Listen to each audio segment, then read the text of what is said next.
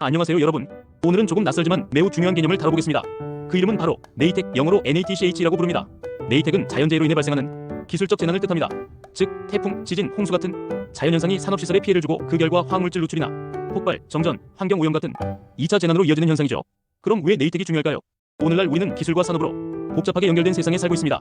한 번의 자연재해가 일어나면 공장, 발전소, 교통망, 통신망 등 온 사회가 연쇄적으로 영향을 받습니다. 그래서 단순한 자연재해를 넘어 기술 시스템 붕괴로 확산되는 복합재난의 시대가 된 것이죠. 대표적인 사례를 볼까요? 첫 번째, 후쿠시마 원전 사고입니다.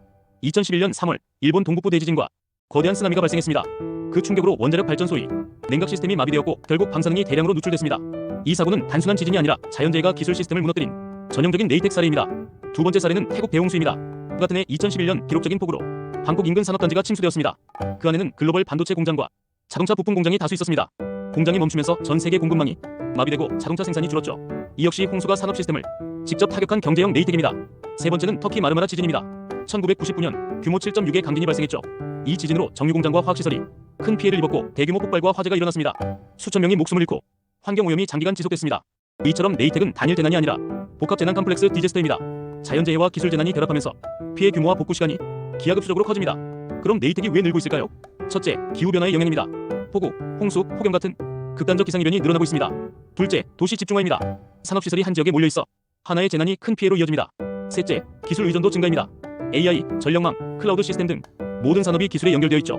한 부분이 마비되면 전체가 멈추는 구조입니다. 그럼 어떻게 대비해야 할까요? 첫째, 위험시설 입지 관리입니다. 홍수나 지진 위험 지역에는 화공장, 원전, 유류시설을 최소화해야 합니다. 둘째, 복합재난 대응 매뉴얼입니다. 자연재해 발생 후 기술사고로 번지지 않도록 시나리오 기반 훈련이 필요합니다. 셋째, 정보 공유와 협력 체계입니다. 한 나라의 네이텍은 국경을 넘어 피해를 줍니다. 따라서 국제정보 교류와 공동 대응 시스템이 중요합니다. 넷째, 기술 기반 조기 경보 시스템입니다. AI와 IoT를 활용해 시설 이상 징후를 실시간 감시하는 거죠.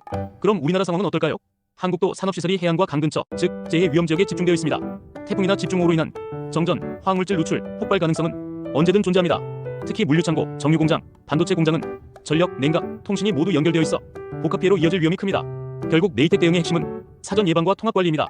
자연재해를 막을 수는 없지만 그 이후의 기술 재난은 충분히 예방할 수 있습니다. 시설 설계 단계부터 재난 대응을 고려해야 하고 안전 설계가 필수 조건이 되어야 합니다. 마지막으로 정리해볼까요? 네이텍은 자연이 만든 위기가 기술을 통해 증폭되는 재난입니다. 기후변화, 도시화, 산업 집중, 그리고 기술 의존도가 맞물리며 이제는 국가 안보 수준의 위험이 되었습니다. 그래서 각국 정부는 네이텍 대응 전략을 국가 재난관리 체계에 포함하고 있습니다. 오늘의 결론입니다. 네이텍은 단순한 환경 문제가 아니라 산업과 인류의 생존 문제입니다. 우리가 기술을 발전시킬수록 그 기술을 보호하는 시스템 또한 같이 발전해야 합니다. 안전은 선택이 아니라 미래 문명의 생존 조건이 되었습니다.